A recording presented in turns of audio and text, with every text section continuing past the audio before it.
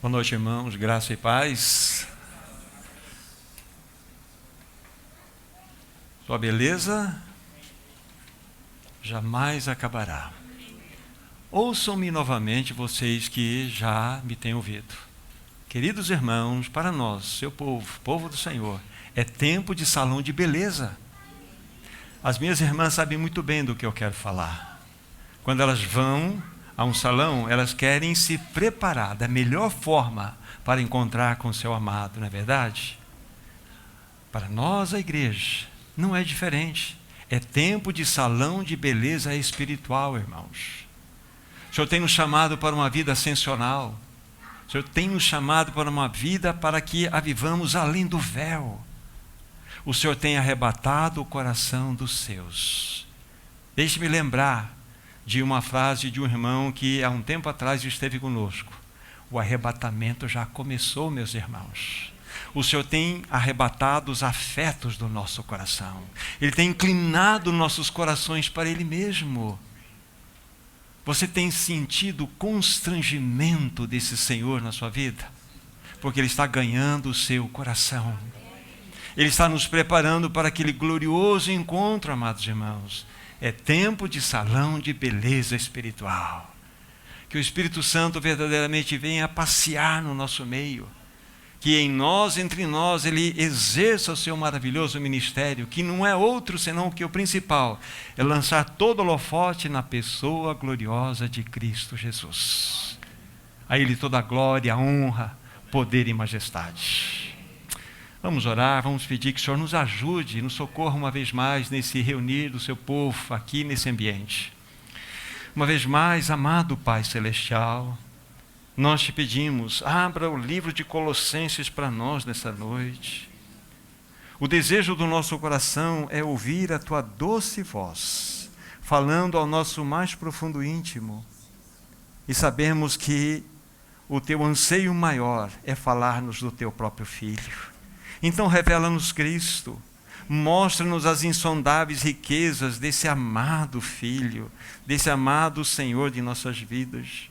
Que o bendito Espírito Santo exerça seu ministério livremente em nossos corações nessa noite. É o que nós te pedimos no precioso nome daquele que deu a vida por nós naquela cruz, Jesus. Amém. Como os meus amados sabem, ou a grande parte de vocês sabem, nosso foco tem sido o livro de Colossenses. Este é o nosso terceiro encontro, no qual nós estamos abrindo essa carta e buscando do Senhor aí uma direção. Então nós já apresentamos aos irmãos, então, o contexto que Paulo encontrava-se quando ele escreveu essa carta a esses irmãos em Colossos. Já também dissemos aos irmãos que não foi Paulo aquele que estabeleceu uma reunião, uma realidade espiritual da expressão da igreja em Colossos, e sim Epáfras. Nós sabemos também, já foi dito aos irmãos, o motivo principal pelo qual Paulo escreveu essa carta. Dissemos isso aos irmãos. E também dissemos aos irmãos que todo o foco, toda a centralidade do pensamento do apóstolo Paulo nessa carta, de modo especial, é a pessoa gloriosa de Cristo, é sua preeminência, sua primazia, é exatamente a sua soberania. Todo o foco está ao entorno desse Senhor maravilhoso.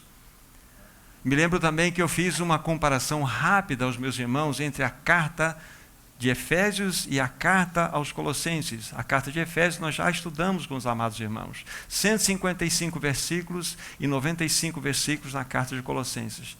Destes 75 versículos, somando as duas cartas, nós temos versos irmãos.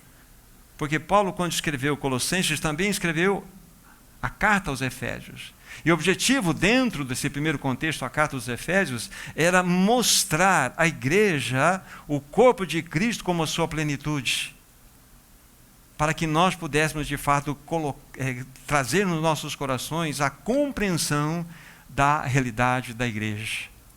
Mas quando ele vai e escreve para nós, Colossenses, ele simplesmente muda o foco, ele coloca Cristo como cabeça da igreja e joga todo o holofote na pessoa gloriosa desse Senhor amado. Então, são duas cartas extremamente ricas Uma delas nós já estudamos e hoje, com a ajuda do Senhor, vamos prosseguir nesse terceiro encontro para meditar um pouco naquilo que o Senhor está já falando ao nosso coração. Para tanto, eu quero ler algumas porções das Escrituras e vamos avançar. Meus irmãos, abram em Colossenses capítulo 1. Vamos ler na primeira porção do versículo 15 ao 19. 15 ao 19. Colossenses 1, 15 a 19. A palavra de Deus assim diz: Este é a imagem do Deus invisível, o primogênito de toda a criação, pois nele foram criadas todas as coisas, nos céus e sobre a terra, as visíveis e as invisíveis, sejam tronos, sejam soberanias, quer principados, quer potestades. Tudo foi criado por meio dele e para ele. Ele é antes de todas as coisas, nele tudo subsiste. Ele é a cabeça do corpo da igreja. Ele é o princípio, o primogênito de entre os irmãos, para que em todas as coisas tenha a primazia. Porque aprove a Deus que nele residisse toda a plenitude. Essa é a primeira porção. A segunda porção, nesse mesmo livro, capítulo 2, versos 2 e 3. Para que o coração deles seja confortado e vinculado juntamente em amor, e eles tenham toda a riqueza da forte convicção do entendimento, para compreenderem plenamente o mistério de Deus, Cristo, em quem todos os tesouros da sabedoria e do conhecimento estão ocultos. E mais uma porção, nesse mesmo capítulo, apenas um verso, capítulo 2, verso 9. Porquanto nele habita corporalmente toda a plenitude da divindade. Então, a partir dessa leitura, eu gostaria de mostrar para os meus irmãos como que nós concluímos o último encontro que nós tivemos juntos aqui, naquela oportunidade. Nós destacamos a obra do nosso Senhor Jesus Cristo realizada naquela cruz. Nós analisamos duas importantes palavras que ocorrem aqui no capítulo 1, no versículo 14, que é a palavra redenção e a palavra remissão. Nós fizemos uma avaliação dessas duas palavras. E nós vimos e destacamos que, dentro do contexto analisado, nós, amados irmãos, fomos comprados quando nós estávamos no mercado de escravos. Essa era a realidade. Nós fomos resgatados quando nós estávamos no tronco, amarrados pela cobiça do nosso próprio pecado. Por isso que nós fomos resgatados e também tivemos nossos pecados profundamente perdoados, remidos. Mostramos aos amados irmãos que nós estávamos no mercado de escravos, acorrentados, aprisionados pela nossa própria iniquidade. Esse foi o destaque que nós fizemos. Mas, queridos e amados irmãos, como eu disse e apresentei para vocês naquela oportunidade, o Senhor olhou para nós com profunda misericórdia. Ele nos considerou. Ele que morava nos seus palácios de marfim, ele que detinha toda a adoração de todos os anjos e arcanjos, ele olhou para nós e nos considerou. E veio a este mundo porque ele foi tomado de profunda misericórdia e pagou um elevadíssimo preço para que nós fôssemos libertos do mercado de escravos. Ele derramou o seu próprio sangue lá, minha irmã Heloísa. Todo o seu sangue. Ele não comprou você com ouro, com prata, com pedras preciosas, mas com o seu precioso sangue que ele derramou naquela cruz. Quanto amor, Sérgio! Quanto amor ele demonstrou por nós naquela cruz. Amados irmãos, nós fomos libertos pelo sangue de Cristo. E vou usar uma expressão aqui que está dentro do contexto da análise dessa carta. Nós fomos comprados e salvos e libertos pelo sangue de Cristo, não pela gnose, não pelo conhecimento, como aqueles falsos mestres que estavam se achegando no meio dos irmãos lá em Colossos, trazendo uma filosofia destrutiva, dizendo que a salvação estaria no fator do conhecimento. Já falamos sobre isso. Não, nós fomos comprados por elevadíssimo preço, o sangue do próprio Filho de Deus. E é importante destacar isso para os meus irmãos. Vocês se lembram que nós usamos 2 versículos, ou dois capítulos de 2 livros diferentes para analisarmos esses pensamentos. O primeiro foi 2 Coríntios 5, 14 a 17. Só me ouçam.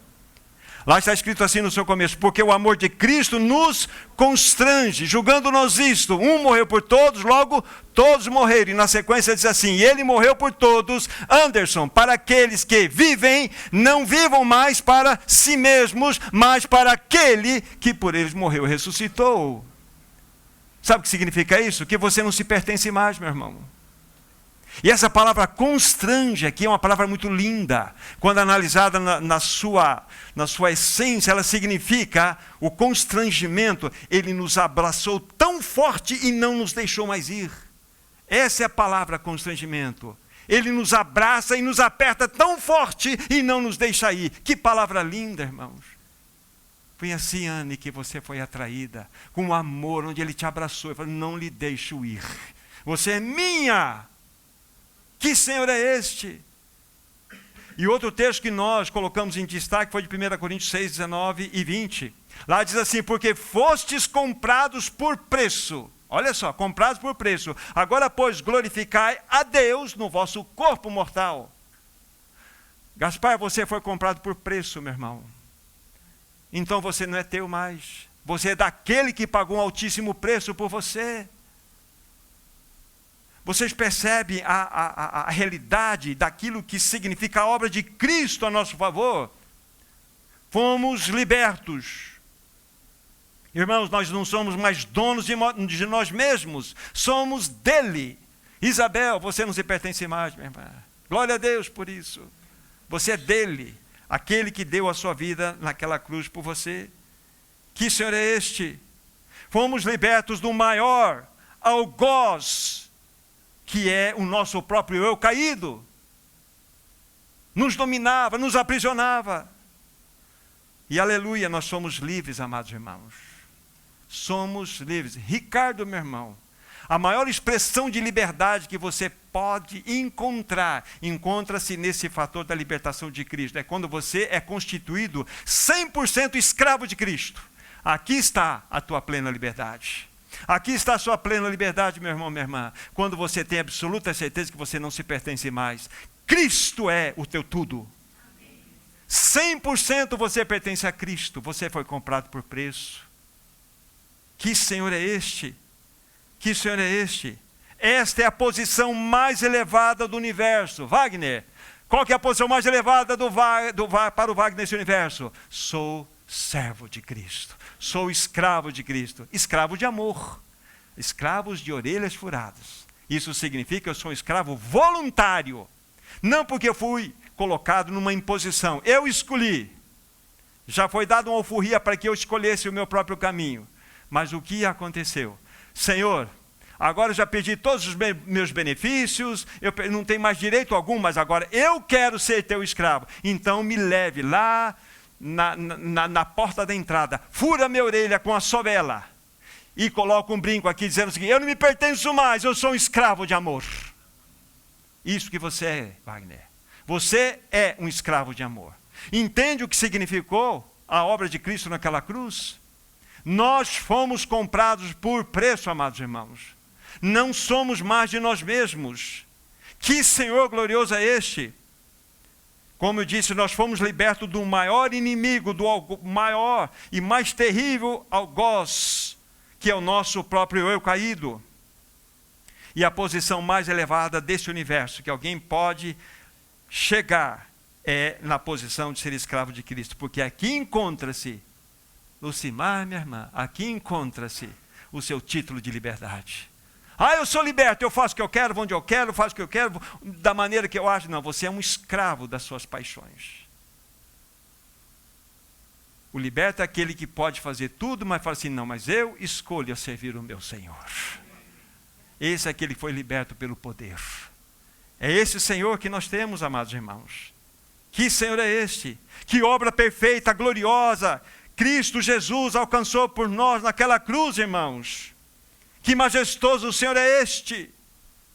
Então, basicamente, essa introdução foi exatamente uma lembrança daquilo que nós falamos no último encontro, que foi o nosso segundo encontro, quando nós apresentamos algumas verdades sobre a carta aos Colossenses. E hoje, então, nós vamos dar um passo a mais, com a ajuda do Espírito Santo. nós vamos falar um pouco da pessoa gloriosa de Cristo. E eu espero que você se apaixone por Cristo. Eu espero que seu coração seja cativado. Ele está aqui buscando corações para cativar, para atrair, para realmente demonstrar o seu amor. Abra o seu coração para Ele, meu irmão, minha irmã. Saia daqui apaixonado por Cristo Jesus, porque Ele está apaixonado por você. Ele, como nós vamos ver lá na frente, Ele não consegue mais viver sem você. Que Senhor glorioso é este que nós temos? Então que o Espírito Santo nos ajude nesse passo seguinte que nós vamos dar. Lembrando que o foco central dessa carta é a supremacia, a preeminência, a primazia, a plenitude de Cristo Jesus. Isso é muito importante para nós, quando nós estudamos o livro de Colossenses. Já fizemos as comparações com a outra carta, né, a de Efésios, e vimos a riqueza que há nessas duas cartas, uma complementando a outra, só que essa aqui, de uma maneira impressionante, o Senhor joga o foco na pessoa de Cristo Jesus. É lindo demais. Como que o Espírito Santo usou Paulo para nos mostrar tanta beleza, tanta graciosidade na pessoa desse nosso amado Senhor Jesus. Que Senhor é este? Amados irmãos, Ele é tão cativante, Ele é tão belo, Ele é tão formoso, Ele é tão amável, Ele é tão perfeito. Ele é o jardineiro celestial, que gosta de passear no meio do seu jardim para sentir os seus aromas. Ele quer sentir o aroma do amor do seu coração por Ele. Ele quer cativar o seu coração. Ele está apaixonado por nós. Mas nós estamos apaixonados por Ele? Essa é a grande questão. Então o objetivo desse tema nessa noite, ainda que de maneira tão limitada, é despertar em nosso coração um amor pelo nosso amado. Que Ele cative a nossa vida, cative o nosso coração. Antes mesmo, queridos irmãos, de analisarmos um pouco os textos que nós colocamos como fundamentos da nossa leitura, eu gostaria de considerar algumas passagens para que nós, nessas porções das Escrituras, possamos enxergar algumas realidades das grandezas desse nosso amado Senhor Jesus. A primeira passagem encontra-se em Hebreus capítulo 3. Hebreus capítulo 3, apenas o primeiro versículo, é o versículo 1. Hebreus 3, 1. Olha que texto impressionante. Por isso, santos irmãos que participais da vocação celestial, considerai atentamente o apóstolo e sumo sacerdote da nossa confissão, Jesus. Mas nós somos muito rápidos para ler. Nós somos muito, assim, apressados e queremos continuar a leitura.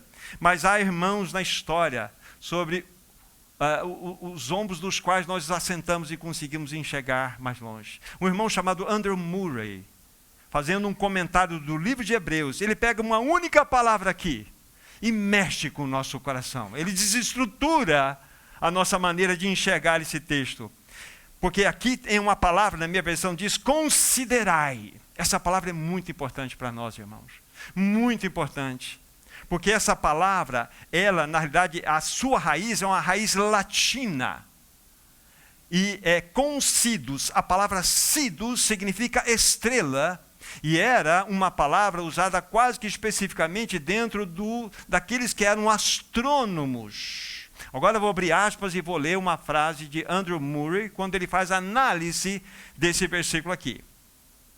Esta palavra, considerai, considus, né, que é observar as estrelas, evoca a ideia de um astrônomo com seu olhar atento, imóvel, paciente, concentrado. Ele busca saber tudo o possível sobre a estrela que ele está observando. Olha só onde o autor dessa carta está nos levando.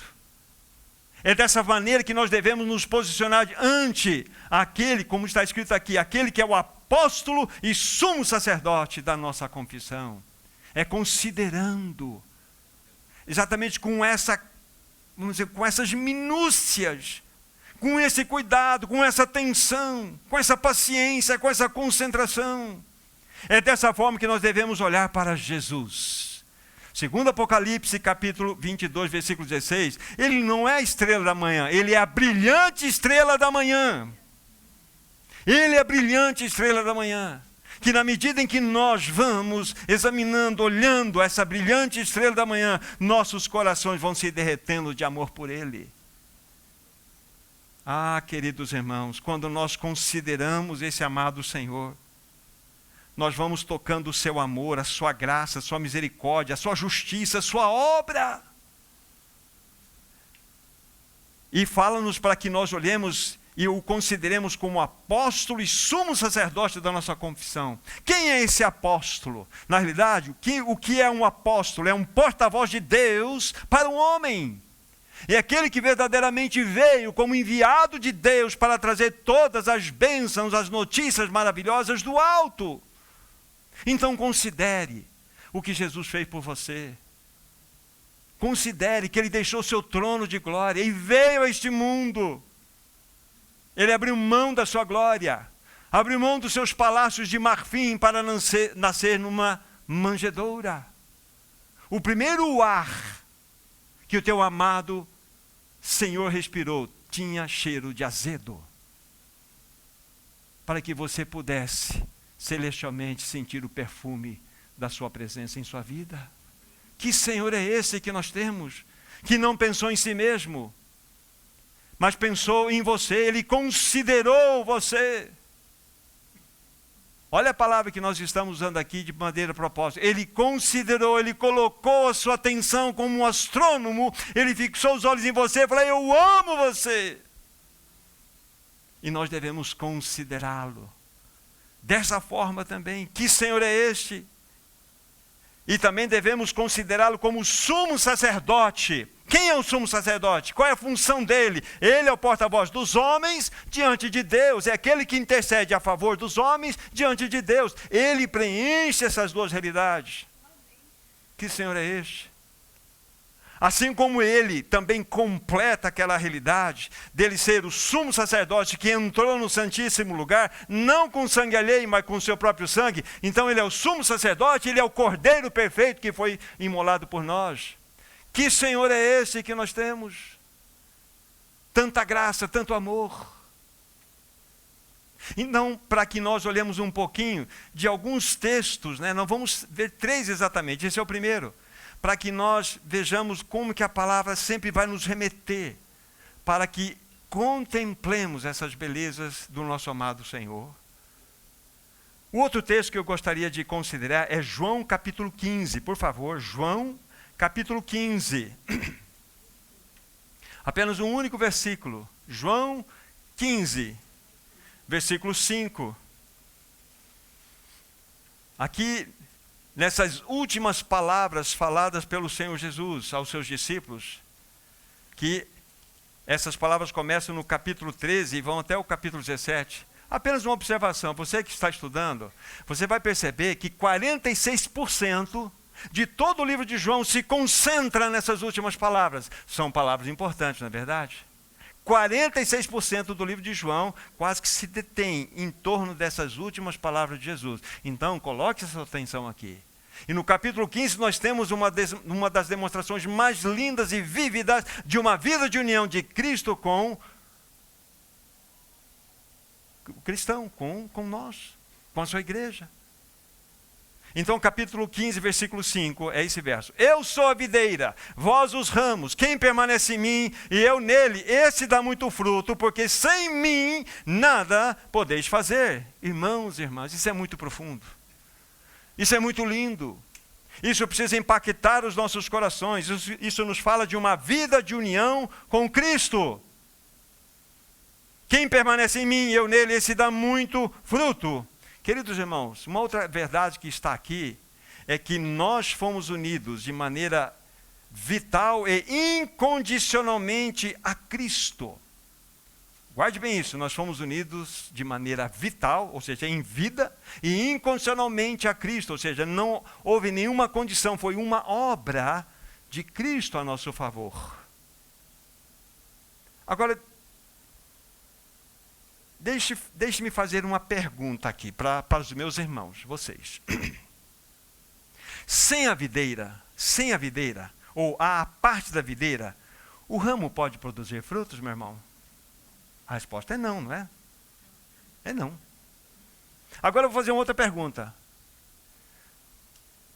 Sem o ramo, a parte do ramo, a videira pode ter os seus frutos? Não. Porque é uma união vital e incondicional. Aqui está a impressionante beleza do Senhor Jesus Cristo. Aqui está aquilo que chama-se condescendência da graça de Cristo. Ele nos escolheu para que através de nós os frutos fossem manifestos. Deixe-me criar um diálogo aqui para os meus irmãos. Um diálogo entre o ramo e a videira. Estamos aqui, capítulo 15 de João. O ramo vai dizer assim: ó amada videira, ó amada videira, eu não posso mais viver sem você. Como eu poderia produzir os meus lindos frutos se não estivesse ligado a ti? Até aí tudo bem, não é verdade? Mas agora vamos ver como que a videira vai responder ao ramo. O ramo, a videira vai dizer assim: ó meu amado ramo, eu também não posso mais viver sem você. Como eu obteria os meus frutos se não estivesse unido vitalmente em você? Isso é condescendência. Que Senhor é este? Se Ele o desejasse, Ele faria tudo sozinho. Ele é soberano. Mas Ele escolheu que os frutos pelos quais viriam através dele deveriam passar pelos ramos, pelo corpo, pela igreja. Que situação. Agora nós podemos colocar dentro dessa relação de Cristo e o cristão, do cristão em Cristo. Aí o Daniel, que está na minha frente ali, vai falar assim: Senhor, como que eu posso viver sem ti, Senhor? Como que eu vou produzir os frutos lindos se eu não estiver ligado a ti, que manda a seiva da graça para que eu produza os frutos? Eu não posso mais viver sem ti. Até aí tudo bem, né, meus irmãos? Mas ouvir o sussurro do Senhor Jesus no coração do Daniel: mas Daniel, eu também não posso mais viver sem ti. Como que eu irei manifestar os meus frutos se não for através dessa união vital? Vocês percebem? Olha que beleza, Murilo. Que beleza, que realidade linda nós temos nessa parábola que nos fala da vida de união de Cristo com a igreja. Esta ligação do cristão e com Cristo é simplesmente impressionante. Que Senhor é este? Então nós temos na primeira citação uma direção do Espírito para que nós consideremos verdadeiramente com atenção aquele que é o sumo sacerdote, aquele que é o apóstolo e sumo sacerdote da nossa confissão. Mas aqui também a palavra diz em João 15 que nós temos uma vida de união com Cristo, que para que nós possamos produzir os frutos devemos estar nele. Mas ele necessita, olha que palavra pesada que eu estou usando aqui com toda reverência, ele se inclinou na sua condescendência e disse: eu para produzir os meus frutos preciso estar unido a vocês. Que Senhor é este que nós temos? Que Senhor glorioso! Mas vamos para um terceiro e último texto dentro desse contexto aqui. Zacarias 13. E aqui nesse texto nós vamos tocar um aspecto que fala-nos diretamente do caráter desse amado Senhor. Zacarias 13, versículo 6. Zacarias 13, versículo 6. Diz assim a palavra de Deus: se alguém lhe disser: que feridas são estas nas tuas mãos, responderá ele: são as feridas com que fui ferido na casa dos meus amigos. Eu vou ler de novo. Olha só. Se alguém lhe disser: que feridas são essas em suas mãos, responderá ele: são as feridas que fui ferido na casa dos meus amigos. Há muitos anos atrás, quando eu tive o contato com esse texto pela primeira vez, eu confesso a você que esse texto transpassou o meu coração. Ele furou o meu coração de uma maneira impressionante. E até hoje, todas as vezes que eu olho para esse texto, ele toca o meu profundo íntimo. Que Senhor é esse que nós temos? Esse texto está nos mostrando como que o Senhor Jesus trataria os seus algozes, seus inimigos. Não os trataria como bestas feras, mas os trataria como seus amigos. Não é isso que está escrito em João 15, versículo 13? Ninguém tem maior amor do que este, de alguém dar a sua vida em favor dos seus amigos. Mas nós somos amigos? Ele nos considera amigo. Nós somos inimigos de Deus. Então, quem é que vai discernir esse amor? Quem é que vai tocar esse amor profundo do Senhor? Que amor é esse que nós temos diante dos nossos olhos? Que Senhor é este? Nós somos tão diferentes desse amado Senhor. Sabe, Chico, o Senhor não provou o seu amor por você, como diz certo irmão do passado, escrevendo com letras de fogo no céu: eu amo Francisco.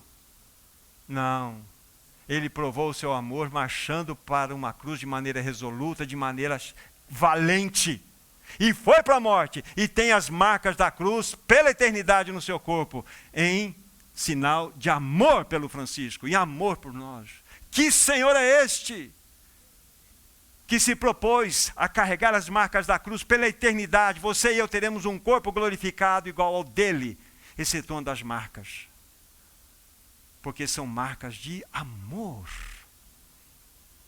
Que prova de amor é este? Então, como não nos apaixonarmos por um Senhor que não pensou em si mesmo? Ele veio a este mundo para dar a vida dele por nós. Que Senhor é este? Então, aqui nós temos, lógico, nós poderíamos ter outras passagens riquíssimas, mas aqui, de Hebreus 3, de João 15 e de Zacarias 13, mostram-nos um pequeno quadro daquilo que deve chamar atenção para nós, para que consideremos o apóstolo e sumo sacerdote da nossa confissão, para que nós discernamos o que significa uma vida de união com Cristo, uma união indissolúvel, irmãos. É tão gostoso ouvir o sussurro dele: eu não consigo mais viver sem você. Sabe o que ele está fazendo nesse momento? Buscando cativar o teu coração. Buscando conquistar o teu coração. É isso que ele está fazendo nesse momento. Ele quer nos ter integralmente para ele. Que Senhor é este? Agora, queridos irmãos, num passo que vamos dar, vamos voltar para aqueles textos bases. Voltem para Colossenses, por favor. Colossenses capítulo 1. Onde nós já lemos as passagens, e aqui nós vamos fazer algumas observações sobre os textos que nós lemos. Colossenses 1, nós lemos do versículo 15 a 19. Só repassando em alguns versos para que destaquemos alguns pensamentos. Versículo 15. Este é a imagem do Deus invisível, o primogênito de toda a criação. Deus invisível. Aqui está. Deus é invisível. A Bíblia está dizendo para nós aqui. Deus é invisível. Vamos fazer um parênteses aqui, já vamos voltar. Vamos para 1 Timóteo 1, versículo 17. Deixa o dedo aí, vamos para 1 Timóteo 1, 17. Porque nós temos que verificar o que a palavra de Deus tem a nos falar sobre essa realidade de um Deus invisível. 1 Timóteo 1, verso 17. Diz assim a palavra de Deus: assim, ao Rei eterno, imortal, invisível, Deus único, honra, glória pelos séculos dos séculos. Amém. Aqui fala-nos de um Deus invisível. Se é invisível, nós não podemos ver. Nesse mesmo livro, 1 Timóteo, agora capítulo 6, versículo 16. Veja o que Paulo tem ainda a nos ajudar nesse pensamento. 6,16, 1 Timóteo. Há um único que possui imortalidade, que habita em luz inacessível, a quem homem algum jamais viu e nem é capaz de ver, a ele honra, poder eternos. Amém. Então há uma realidade que está nos mostrando que nenhum homem é capaz de ver, nem jamais viu e nem é capaz de ver. Então o Deus que nós servimos é um Deus invisível. Extremamente significativo para nós. Agora, nós só podemos ver a face de Deus, nós podemos ver, a Deus na face de Cristo, ou a glória de Deus na face de Cristo. Vamos pegar alguns textos aqui. Vamos pegar 2 Coríntios 4, versículo 6. 2 Coríntios 4, versículo 6. Estamos destacando alguns textos, porque lá apareceu-nos que ele é a imagem do Deus invisível. Isso já nos dá a clareza, a interpretação de que para que vejamos Deus, devemos ver a imagem dele, que é o seu Filho. 2 Coríntios 4, versículo 6. Porque Deus que disse, das trevas resplandecerá a luz, ele mesmo resplandeceu em nosso coração para a iluminação do conhecimento da glória de Deus na face de Cristo. A única maneira de nós conhecermos a glória de Deus, conhecermos ao Deus invisível, é contemplando a face de Cristo.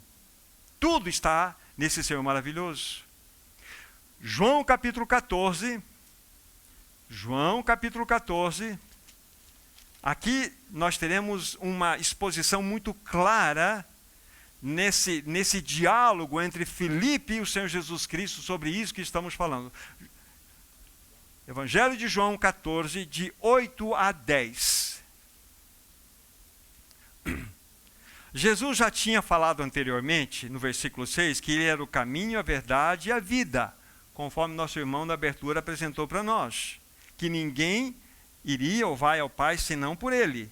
Aí no versículo 8, replicou-lhe Filipe, Senhor, mostra-nos o Pai, e isso nos basta. Disse-lhe Jesus, Filipe, há tanto tempo estou convosco, e não me tens conhecido? Quem me vê a mim, vê o Pai. Como dizes tu, mostra-nos o Pai?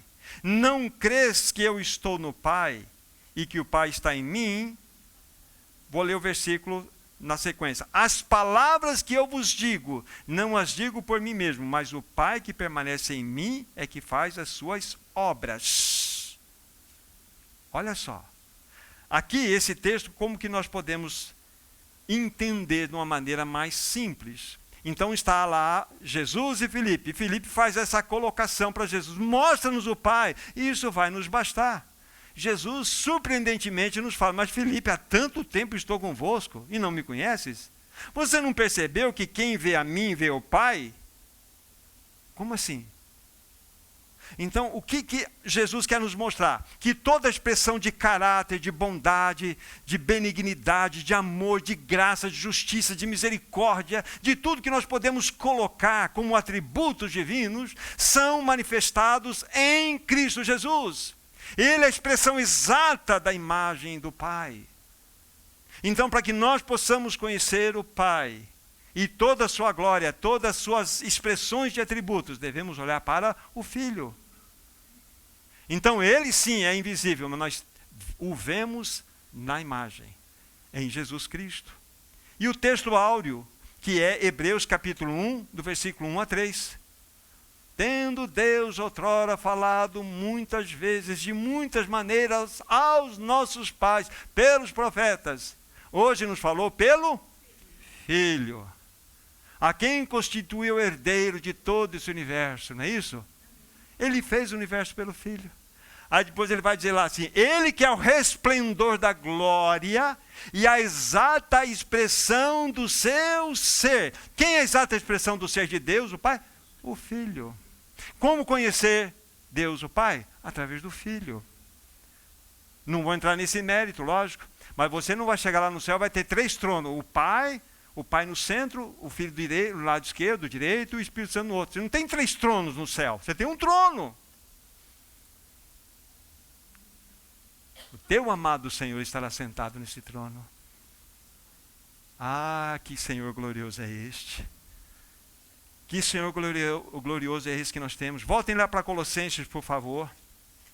Então, para que nós entendamos que quando Paulo está mostrando essa realidade, ele é a imagem do Deus invisível. Então mostramos, sim, Deus o Pai é invisível, mas nós podemos vê-lo na face do Filho. A glória de Deus é vista na face do Filho.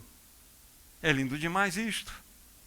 Agora, na sequência, Do versículo 16 ao 19, eu vou lendo e vocês vão grifando, se assim o quiser, que depois nós vamos fazer uma pequena, breve meditação sobre cada aspecto que eu vou destacar para vocês. Versículo 16.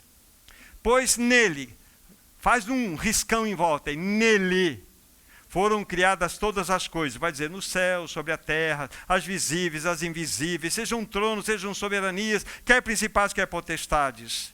Então, nele, faz um círculo aí no nele.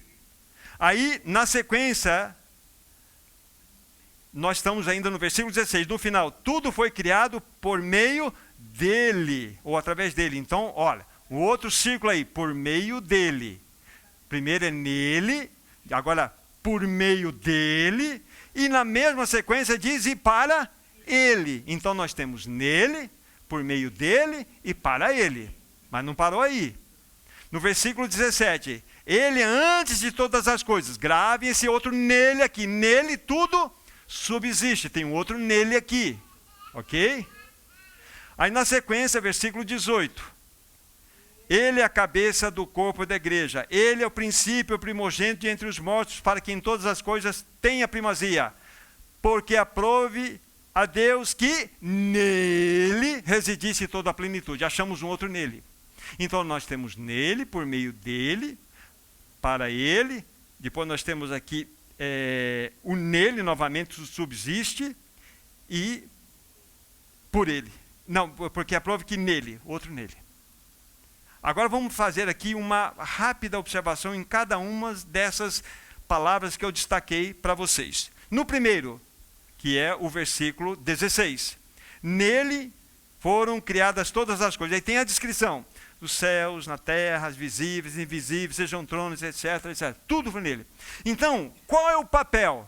Irmãos, eu estou em ombros de outros irmãos que enxergaram mais longe. Tá? E eu estou sendo ajudado aqui no meu coração para colocar para vocês. Aqui, o nosso amado Senhor tem um espírito artístico. Ele é o arquiteto. Me coloca dentro de um local, de uma data vazia, toda cheia de lixo, e coloca uma arquiteta ao lado. Eu vou ler, eu vou ver o quê? Um monte de lixo, mato, tijolos, aquele arquiteto vai dizer, puxa, isso aqui dá para construir uma coisa linda. Esse é o espírito do arquiteto. Esse é o espírito do Senhor. Então ele projetou tudo dentro do coração dele. Tudo nasceu dentro dele. Então cada realidade que nós conhecemos da criação, tanto dos céus como da terra, aqui nós vemos, aqui nós não vemos, os tronos, soberanias, principados, potestades, tudo foi projetado nele. Ele é o projetista, ele é o arquiteto. Essa é a beleza desse texto. Então vocês percebem a centralidade de Cristo aqui no livro de Colossenses? Que Senhor é este? Que Senhor é este? Tudo para expressar a glória. Uma vez um irmão estava considerando alguma coisa nesse sentido, e ele falou a seguinte coisa, falou assim, irmão, você já pensou, já assistiram algumas reportagens, alguns estudos que foram feitos, alguns canais, daqueles que vão nas profundezas do mar, naquelas regiões abissais, e lá encontram os mais diversos tipos de vidas mais estranhas que você possa ver. Às vezes você vê uma coisa mexendo, tem um olhinho aqui na frente, fala, mas que coisa mais esquisita, tem vida, não é? Sabe por que isso existe, irmãos? É para manifestar um dos aspectos da glória de Cristo. Ele é tão insondável, ele é tão profundo que não tem como nós mostrarmos a sua glória com pequenos detalhes. Então, em coisas que nós menosprezamos, que nós não vemos beleza, ali tem uma expressão de beleza de Cristo Jesus. Esse é o arquiteto. Então, nele foram criadas todas essas coisas. Que Senhor é este? Mas aí na sequência, no final do versículo 16 mesmo, diz assim, tudo foi criado por meio dele. Então agora já não é nele, agora é por meio dele. Então ele não é somente o arquiteto, o que projetou todas as coisas. Ele é o engenheiro e construtor. Ele é o construtor, ele é o que fez todas as coisas. Não só projetou, mas ele executou a sua obra. Que Senhor é este? A criação desse universo traz a sua assinatura, irmãos. por meio dele. Tudo que foi criado, que você possa conhecer e não conhecer, foi criado por ele. Então, Paulo está jogando esse holofote para nós aqui entendermos. Esse é o nosso Senhor maravilhoso. Por meio dele, todas as coisas foram criadas. Ele é o grande executor. Mas tem mais. No mesmo versículo 16, do seu final, e para ele. Isso significa que não é somente o arquiteto, não é somente o engenheiro, mas ele é o herdeiro. Ele é o herdeiro. Tudo é para ele. Deus o Pai quis mostrar toda a beleza do seu Filho na criação desse universo. E deu esse projeto maravilhoso para ele. Que Senhor é esse que nós temos? Ele é o herdeiro de todas as coisas. Este universo tem um proprietário, chama-se Jesus Cristo. Os irmãos que já me ouviram, me tolerem mais uma vez. Eu vou citar novamente Abraham Kuyper, um estadista holandês, um teólogo. E ele sempre diz coisas impressionantes. E uma delas que grava o meu coração é a seguinte: não existe um único centímetro quadrado em todos os domínios da nossa existência, sobre o qual Cristo Jesus, que é Senhor e soberano sobre tudo e sobre todos, não clame, é meu. É meu. Se nós fatiássemos esse universo em centímetro quadrado, 93 bilhões de anos-luz é o tamanho desse universo. Mais de 90 bilhões de anos-luz em viagem de espaçonave especial, você atravessaria esse universo. Se você fatiasse em centímetro quadrado, você teria uma assinatura em cada uma assim: isto é meu, assinado Jesus. Esse é o teu Senhor. Esse é o teu Senhor. Essa é a grandeza que Paulo queria mostrar para nós, para contrapor aqueles falsos mestres que estavam trazendo uma heresia maligna, gnóstica, para distraí-los desse Senhor maravilhoso, que era uma soma de filosofia grega, com misticismo oriental, com cerimonialismo judaico, com elementos cristãos. Botaram tudo isso num balde e falaram: ó, aqui está a solução. Não, é Jesus.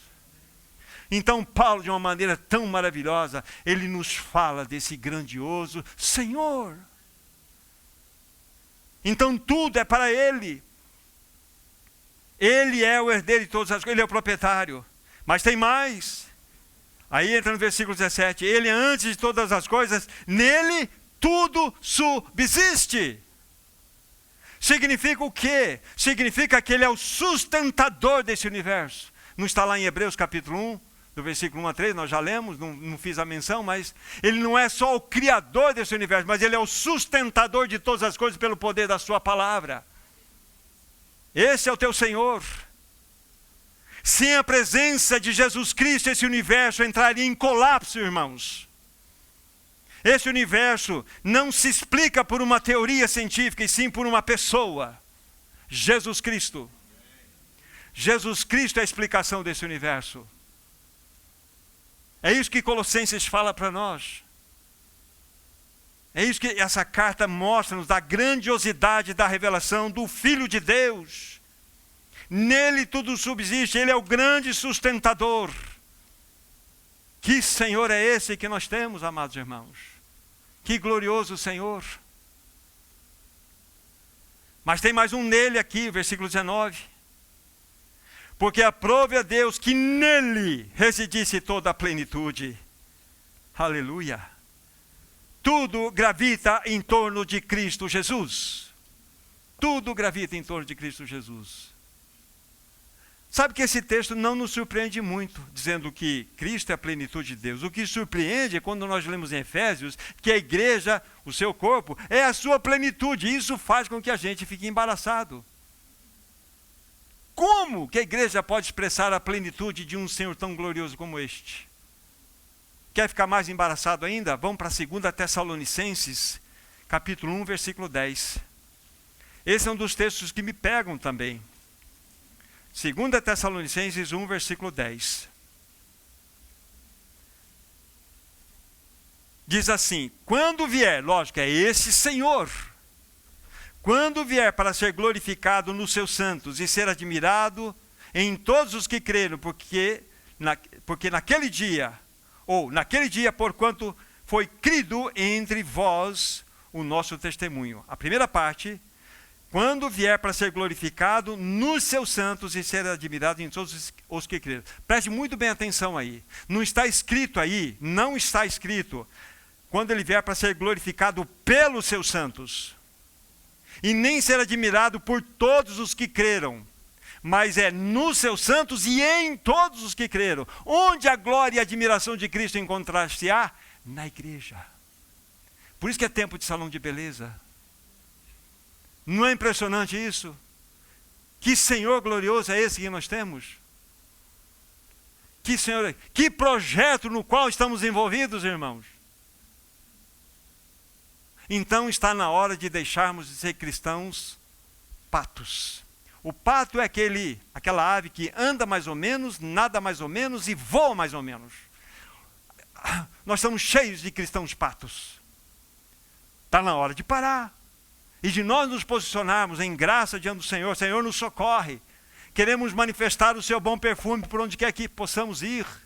Diante de tanta grandeza, de tanta revelação dessa pessoa gloriosa, como que nós podemos ficar iguais? Então nós temos diante dos nossos olhos essa beleza. Sai um pouquinho daqui, vamos para Isaías 40, por gentileza.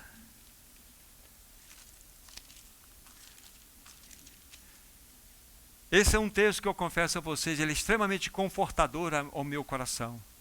Quantas vezes você e eu estamos entrando em barras, em lutas diferentes, entra nesse texto e navega sobre ele, deixa o Espírito mostrar a grandiosidade desse Senhor. O capítulo 40, versículo 12, diz assim: quem na concha da sua mão mediu as águas e tomou a medida dos céus a palmos? Quem recolheu na terça parte de um éfa o pó da terra e pesou os montes em romano e os outeiros em balança de precisão? Irmão, é uma concha, não são as duas mãos, é uma concha com todos os reservatórios de águas desse planeta na conchinha da mão do nosso Senhor. Ele mediu os céus a palmos. Eu estava dizendo 93 bilhões de anos-luz é o comprimento desse universo. Se viajássemos a 300 mil quilômetros por hora, né, pela 300 mil quilômetros na velocidade da luz, que é 300 mil quilômetros por hora, nós levaríamos mais de 90 bilhões de anos para atravessar. Ele faz assim, mediu. Esse é o teu Senhor. Esse é o teu glorioso Senhor. Deixa eu fazer uma pequena aplicação proposital para vocês, que está pertinho aqui, Isaías 41. Então veja o que este Senhor tem a falar para você. 41 de Isaías, vocês estão pertinho, versículo 10. Olha o que esse Senhor vai dizer para você, meu irmão, minha irmã. Abre o teu coração, receba essa palavra. Não temas, porque eu sou contigo. Não te assombres, porque eu sou o teu Deus. Eu te fortaleço, eu te sustento, eu te ajudo com a minha destra fiel. Ele está falando isso para você. E o versículo 13, porque eu, Senhor teu Deus, te tomo pela mão direita e te digo, não temas, porque eu te ajudo. Este é o Senhor que mede os céus a palmos e que tem na concha da sua mão a medida de todas as águas. Preocupar com o quê? Esse é o teu Senhor, esse é o meu Senhor. Voltem, por favor, para Colossenses capítulo 1. Colossenses capítulo 1.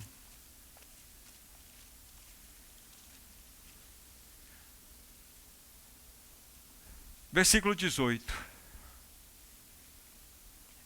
Diz que esse maravilhoso Senhor é a cabeça do corpo da igreja. Ele é o princípio, o primogênito entre os mortos, para em todas as coisas ter a primazia. Então aqui está mostrando que este Senhor glorioso é a cabeça do corpo da igreja. E na sequência nos diz que ele é o primogênito entre os mortos. Então, essa palavra primogênito, rapidamente eu queria fazer uma observação sobre ela, porque ela aparece no versículo 15 também. Coloque seus olhos novamente ali. Este é a imagem do Deus invisível, o primogênito de toda a criação. É lógico que nessa primeira menção, não está falando do primogênito como que, dentro do contexto cronológico, ele é o primeiro. Não. Aqui a ideia de primogenitura é a sua soberania, a sua preeminência. É realmente a sua excelsitude nessa realidade. Dentro do contexto do versículo 18, mostra-nos sim, ele é o primogênito entre os mortos, que aconteceu historicamente isso. Mas no primeiro caso, fala-nos de preeminência, fala-nos exatamente da sua primazia. Ele é o principal. Não é que ele foi o primeiro criado dentro de uma cronologia. Não, porque ele é o próprio criador, ele é o projetista, então não faria sentido nenhuma para nós o que falamos há pouco. Então só essa observação nesse sentido. Então ele é a cabeça da igreja. O seu domínio não é somente sobre esse universo, irmãos. Ele se estende ao reino espiritual. Nós somos o corpo de Cristo. Nós somos o corpo de Cristo. Isso é obra da sua graça. Tem um texto que nos impressiona aqui do capítulo 1. Fiz uma pequena menção na última reunião. Deixa eu lembrar algumas coisas dele. Versículo 20. E que, havendo feito a paz pelo sangue da sua cruz, por meio dele reconciliasse, preste muita bem atenção, reconciliasse consigo mesmo todas as coisas, quer sobre o céu, quer sobre a terra, quer sobre a terra e quer sobre os céus. E a vós outros também, que outrora eres estranhos, inimigos do entendimento, e etc, etc. Vocês perceberam as duas ações da obra de Cristo na cruz? Primeiro fator é uma reconciliação cósmica. É uma reconciliação cósmica. É reconciliar todas as coisas relativas à terra e aos céus, e também a nós. Então perceba que a obra da cruz tem um alcance cósmico. É por isso que vocês entenderam agora, vão entender agora, porque se nós fatiarmos o universo em centímetro quadrado, vamos ter uma assinatura lá, isto é meu. Aqui está o atestado da compra. Ele comprou, é dele, somos dele. Que Senhor é esse que nós temos? Esse Senhor glorioso, que deixou o seu trono de glória e veio a este mundo para dar a sua vida por nós naquela cruz. E a partir da sua ressurreição, meus irmãos, a partir da sua ressurreição, então ele estabeleceu o princípio da nova criação. Ele é o cabeça do corpo da igreja. Nós fazemos parte dessa realidade. Nós morremos em Cristo, ressurgimos em Cristo, e ele é o cabeça de uma nova criação. Aqui nasce um corpo. Que obra maravilhosa é esta? Colossenses 2, versículos 2 e 3, que nós já pontuamos no início, da nossa jornada aqui, para que o coração deles seja confortado, vinculado juntamente em amor.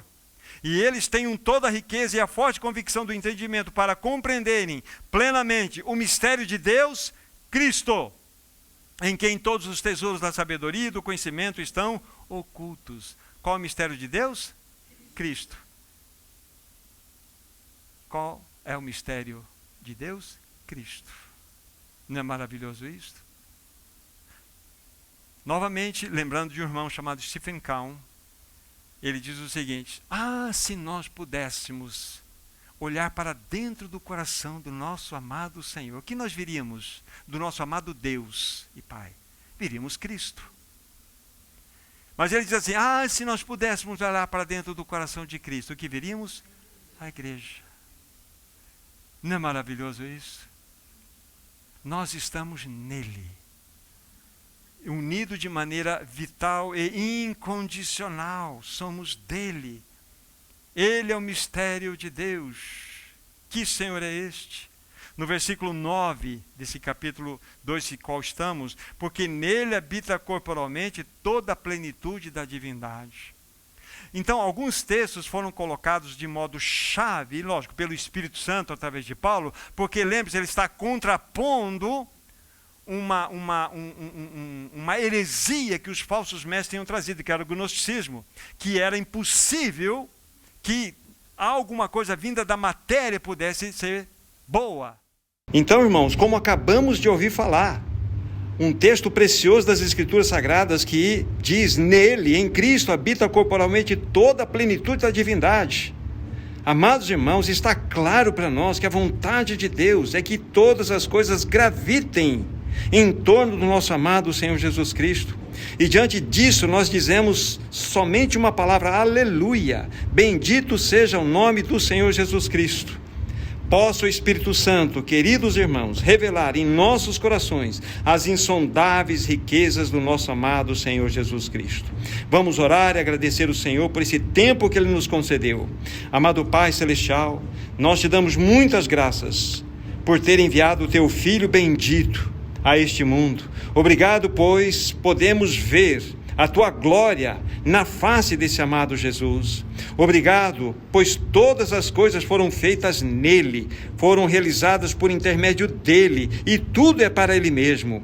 Muito obrigado, Pai Celestial, pois em Cristo Jesus encontra-se toda a preeminência, toda a primazia, toda a glória. Dizemos que ele é o amado da nossa alma. Nós oramos no precioso nome do Senhor Jesus Cristo. Amém. Amados irmãos, tenham uma semana guardadas debaixo desse poderoso nome, Cristo Jesus.